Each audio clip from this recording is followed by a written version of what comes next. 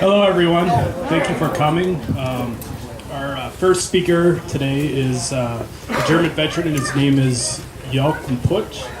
And he fought on the Eastern Front for 3 years with the 14th Infantry Division.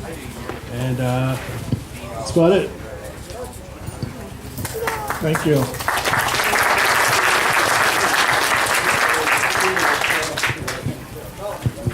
Well, thank you very much for inviting me. And I hope you enjoyed some of that cake that's still left here. So, if you want to fight over it, go ahead. Well, I came to the United States in 1951 after spending 1 year in the prison camp at Frankfurt, Maine. We rebuilt the Rhine-Main airport, and before that I fought on the Western Front because I got out of Russia in 1944 because of my wounds, and that more or less, I guess, saved my neck. But before that time I was a forward observer for the 14th Artillery Regiment for 3 years, and we went from 1941, 90 degrees in the summer to 40 minus in December north of Moscow. So we had the same uniforms all the time, no winter uniforms, and well, I survived. So in the meantime, on the sheet that I handed out here, there are most of the battles that I was involved in. And I wonder if it is better that I tell you to ask questions, or if I want to say something, okay, there's too much, let's say it this way. It happened in 36 months, too many things happen. So if somebody has some special questions, go ahead and ask me. Anybody got any questions? No questions?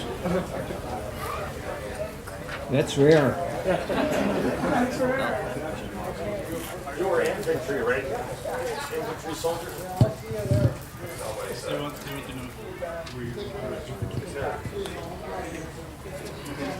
No, I was a forward observer for the artillery, and that means that I have 2 wireless operators with me, and I was with the infantry all the time. So that's one of the reasons I wear my infantry close combat medal, 15 confirmed fights, but you know, in 36 months, 15 days is nothing. So I had orders from my commanding officer that told me, you are a support group, you are not a combat group. However, when you are with the infantry and the Russians had broken into your positions, are you going to sit there and look at them? You're going to fight with the infantry. And that's what happened.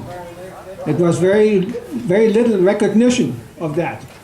They always thought, well, you use your heavy 105 millimeter howitzers and keep the enemy away. However, there were times when I got orders, I cannot use more than 2 or 3 shells because we had no ammunition. It didn't reach the batteries because of either the weather or delays in bringing them to the front. So it wasn't always fun, and we were more infantry in those situations than we were artillery forward observers. The one sign that I have on my right arm here is from 1942 in the fall. The Russians had attacked us with old-time tanks, in this case T-26s. And one of my friends here has a flare pistol, and I had a flare pistol at that time. And when the tank came by us, near our foxholes, I saw that there was a opening in the turret. I don't know what it was for, ventilation or to drop out hand grenades in order to keep infantry away from the tanks. Anyway, I put my flare gun in there and blew up the tank. So it's just one of those things that happened. And you either react to it or you don't. Other how should I say, occasions where when we were in trench situations, and often the Russians broke in overnight. So then you tell the commanding officer, your own commanding officer, what shall I do? Shall I get the artillery in here, or what am I going to support the infantry as a person? Well, you know what happened. My two wireless operators, we got our guns, and we helped the infantry. Usually we got so well acquainted with the infantry that with the platoon leaders, he knew already, he's going one way, he says, okay, you're a platoon leader, go the other way. So that's the way we cleaned up the trenches. And the flare gun once in a while came in pretty handy too. When the Russians had occupied some of our bunkers, we just shot at one of those flares in there. And you know, that's magnesium, it burns. And anything that touches, it burns. And that's the way it happened to the tank. It took about 5 minutes or so, the tank blew up. The first time that I was wounded was as a forward observer. The Russians used phosphorus in their grenades, in their artillery. And I got hit on the left ankle. And the Germans didn't, our first aid people didn't have anything to, how should I say, stem the burning of the phosphorus on my foot. So I was sent home for convalescence, and my mother used unadulterated linseed oil, and it healed it. So that's the difference sometimes, what is available and what you can get. I just as soon ask, get some questions. Were you close enough to fire on Moscow? Were you close enough? No, we were north of Moscow, quite a ways north of Moscow. But the story is that some from our southern neighbor, they had patrols at the Russian end stations of the trolleys in Moscow, and the Russians didn't know it. So we were close to it. Go ahead. What did you do to stay warm in those uniforms when it was 40 below? Well, you had to scrounge. The first thing was we had to have felt boots, because we had the hobnail boots. We pulled all the nails out in the first place, because that brings the cold into the shoe. And after that, we threw the whole boot away and got some felt boots that the Russians made. It's all one piece, all the way up to the knee. And that's what saved a lot of our guys. But you put on 2 shirts, you put on 2 sweaters, you put on multiple things. But you're always scrounging to look what you can wear in the winter, that's for sure. Okay, any other questions? Does the extreme cold, does that affect the artillery? Yes. Your 105? Yes, we had to put gunny sacks soaked in water over the barrel so they wouldn't bust. Yes, we did. Well, there's another story that you can imagine that trucks wouldn't start at 30, 40 below. So our truck drivers used kind of a wash pan and put some gasoline in it in order to heat up the Oil pan. the oil pans underneath. And some of those guys weren't careful, That whole stuff flew back into their faces. There were some guys, I took one guy and had to take him to the hospital because he was singed all over. So dangerous. Yes, sir. Hey, when it was all said and done after the war, and after you find out about the concentration camps, were you disillusioned?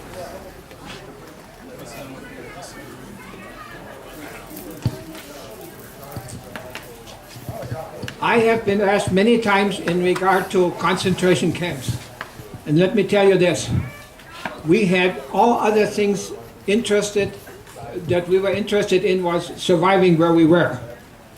As far as the knowledge of concentration camps did not come to most of us after we got out of Russia or were somehow exposed to it. Now, I have been exposed to it, but it was not on the eastern side, it was in the west. In the west, I was an official messenger and on a horse because we couldn't go anymore with cars or so on because of the air activity in the west. And I ran into a camp where I saw all the barbed wire and everything and the guys working there. But then I was told this was a concentration camp for political prisoners. So that's the only real experience I had seeing the exposure of the outside of a concentration camp. But I have a story to tell you. A friend of mine from the infantry, highly decorated, his father was a publisher of a social democratic paper in Germany. And one day, his mother wrote him a letter and said that dad was taken to a concentration camp. So my friend went to the company commander and said, "Why should I fight for this country?" He said he didn't even say anything. He just grabbed him, went to the battalion. The battalion commander went to the regiment. The regiment commander went to the division. The division went to the army. After about 2 weeks, a colonel from the SS came out to our unit and said, "We would like you to go with us, my friend." He says, "I'm going to take you home and we are going to get your dad out of the concentration camp." So, there are examples that are good.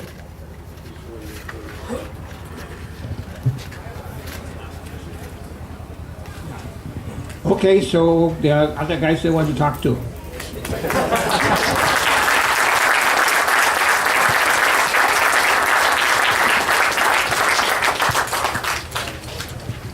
All right, thank you. The next individual is going to be speaking is Lou Martin. Lou Martin was an Air Force pilot for 22 years, including 169 combat flight hours in Vietnam. He retired in 1970 as a lieutenant colonel. He was a captain for Japan Airlines, a charter pilot in Iran, and an inspector pilot with the FAA as a warbird pilot in service with the U.S. Consulate Office in Germany. His overseas experience included 10 years in Germany, 7 in Japan, and 3 in Iran, and 2 trips to Moscow to assist a startup Russian airline. Lou is the author of 3 books, holds a BS degree with the University of Maryland, transport pilot certificates with the U.S., Japan, Iran, and 19,000 flight hours.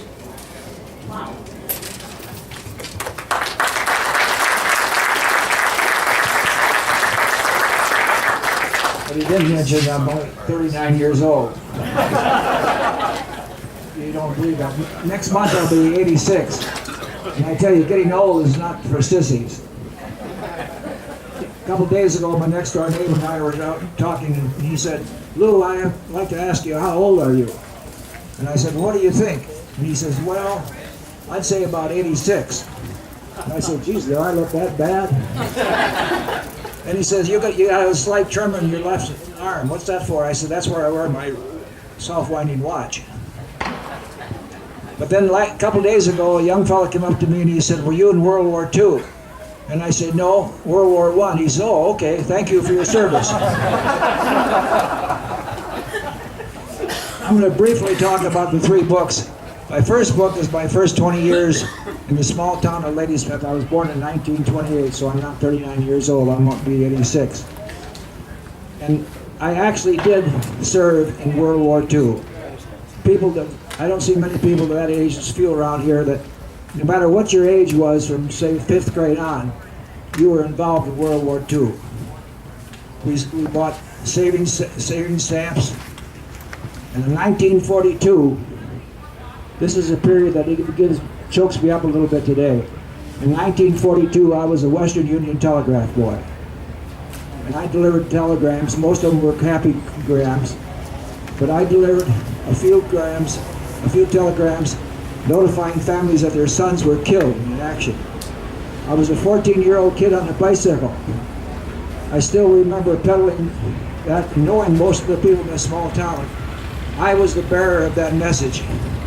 I'd knock on the door, hand the telegram to usually a lady, and I'd hear the lamenting behind the door. I'd walk away with tears in my eyes as a 14-year-old kid. In 1943, when I was 15, I said I was 16, I worked at a hardware store because the older guys were gone. In 1944, when I was 16, I worked on the Northern Sioux Line Railroad in northern Minnesota. I can't compete with that. In 1944, when I was 16, I worked on the Northern Sioux Line, northern Minnesota, working 10 hours a day.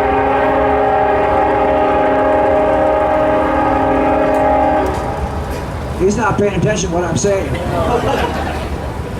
I worked 10 hours.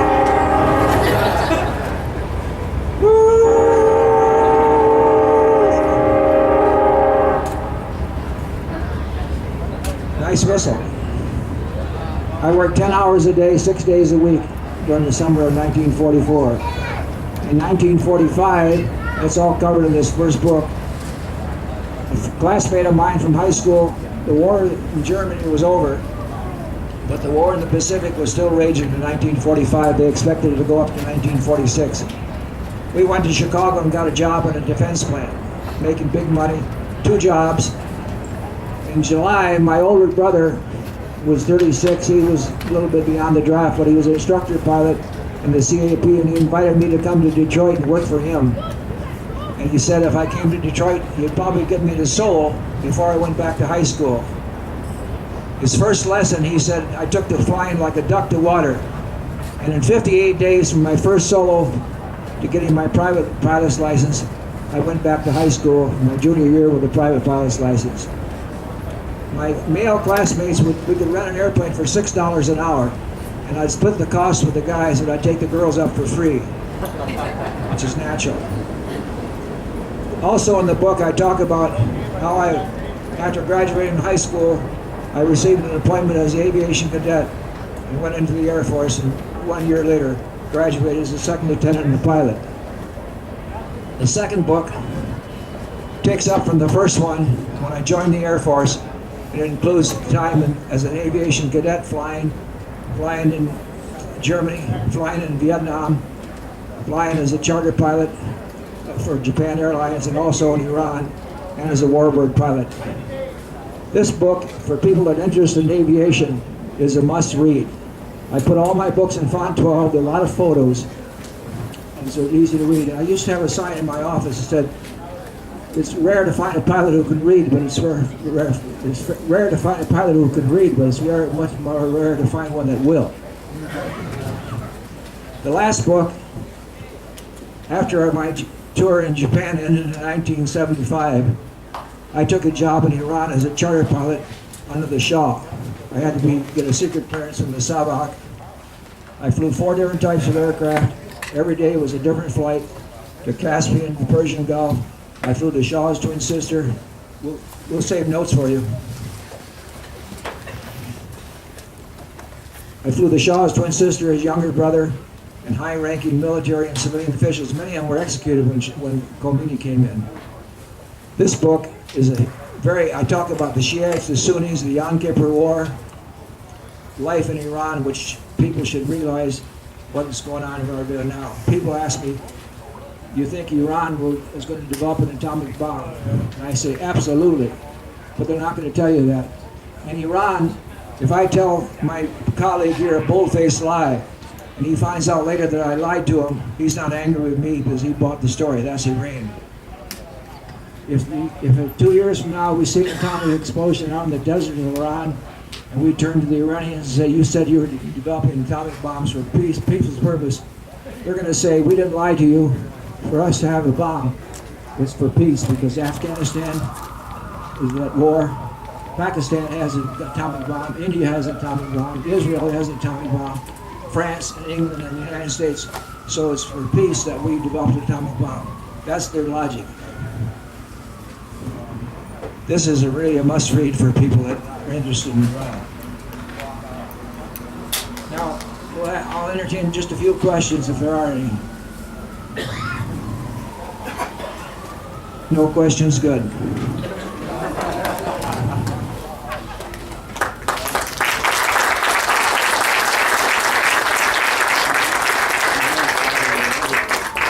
Yeah, 19,000 hours equals 2 years in the air.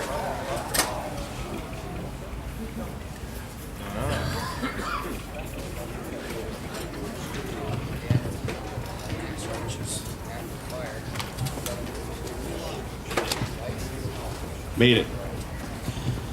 All right. Hold on. Our next speaker is going to be Ken Kruger.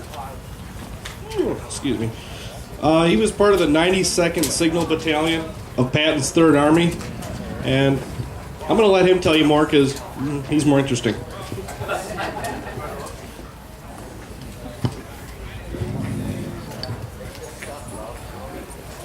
I don't know where to start. You've been looking over there. We got a book that we sent last time you used your copies out of the book. We don't have any more for sale, but because of the book, we went back to France. I hadn't been back there for, I think it was 67 years. It seemed kind of different walking there on the beaches and looking out where the ships were, and there wasn't any there, just nothing but sand. And Lee grabbed me a little jar of beach I got at home. But it was very different. In fact, the whole trip when we went back to France was the main reason. In the first book, told what happened to me. I'll even throw a little story in there as a motor messenger. That means I brought messages from Corps headquarters to every unit that belonged to the Corps, no matter who it was. And if they had any other ones, we brought messages to them. Plus we had lane telephone wires to them. But anyhow, okay. We had priority of road. You know what priority is? That means you own the road. Number 1, motor messengers. Number 2, tanks. Number 3, generals. Well, one highlight of my whole trip, I always like to bring this up because I can't remember if it was a private then or a T5 or what. But anyhow, one day I was flying through the town, and literally that's how we drove, flying fast as we could go at all times. And as I pulled up into this little French town, there was a bunch of tanks I had passed up, and there was a group of tanks going down between the buildings, because the roads aren't very big there, going down to a pontoon bridge. As I drove up there, I noticed one of the motor messengers sitting there with these 2 Swedish guys in there. They were 6'6", they were pretty big guys. And what's wrong? He said, one guy told me, Ken, that major won't let us go. I says, we got priority roads. He won't let us go. So he came over to me, because I says, here, I pulled out the messages. They're all sealed up, going to this infantry division, this outfit, whatever. It could be tanks or anyone that builds bridges, whatever they call it, engineers, whatever the offers were. And he says, you can't go. I said, hey, we got priority road. He said, you can't go. So he stood in front of my Jeep, and my Jeep just accidentally started to go forward. And I started to push him. Remember this is just a little PFC or a corporal, and this is a major. He turned around and he came beside me. Soldier, give me your name. And I said, I wouldn't salute him or nothing, but I served him. And I said, sir, give me your name, and I'll give you my name, but I'm turning you into Corps headquarters. He started to walk away. He says, whatever you do, don't go. Of course, I bait him. Whew. Down the road, between the buildings, past all the tanks, across the pontoon bridge, past the rest of the tanks, and the other guy took off and did the same thing. So I was the talk of the message center that night. This big PFC, non-commissioned officer, or was, I don't remember what happened, but that's kind of little highlights there. It's kind of fun.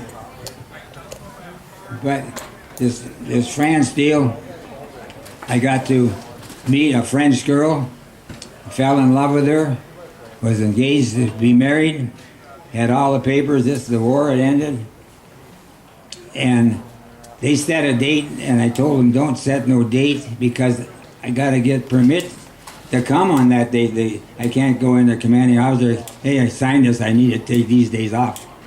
No way. And so they didn't listen to me. The time went when I was supposed to be back there, and I never got back. A few weeks later, I got a pass.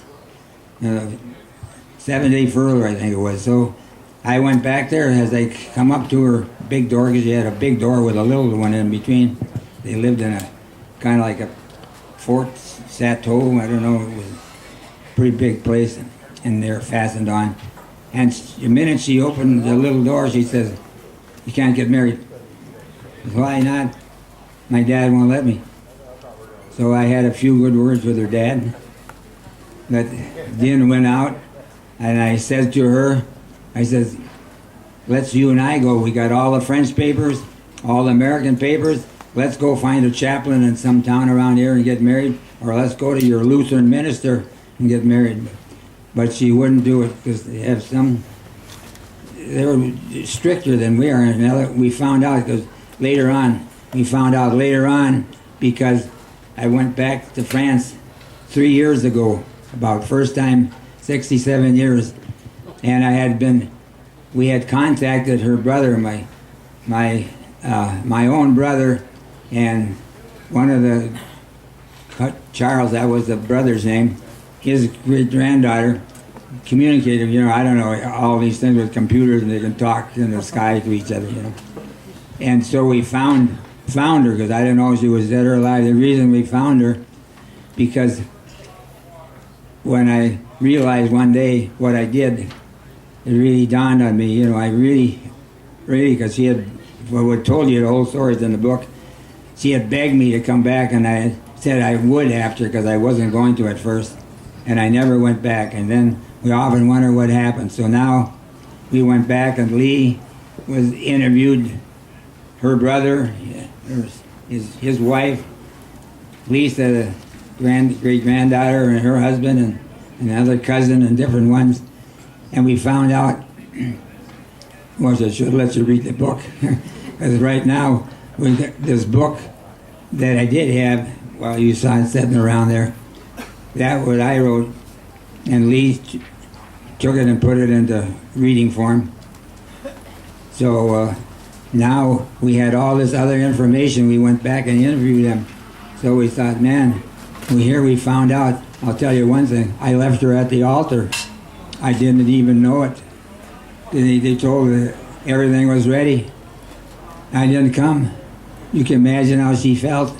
Everybody says, that's the crummy American soldiers. They just get the women and they dump them, And she really hurt for a long time as these letters came back to me, because as I had contacted them and found out that I think for months she's crying. So I thought, oh man, what did I do? I thought, I got to see if I can find her, and that's when I really did a hunt. I contacted the French ambassadors, contacted the American one to France, told them this story, wrote letters to them, tried to see if they'd help me. Nobody could help me. Finally, my brother talked to the postmaster in Farmington, France, because that's where this girl was from. And he says, why don't you contact the postmaster in Scarborough? He did, and he caught her brother. So then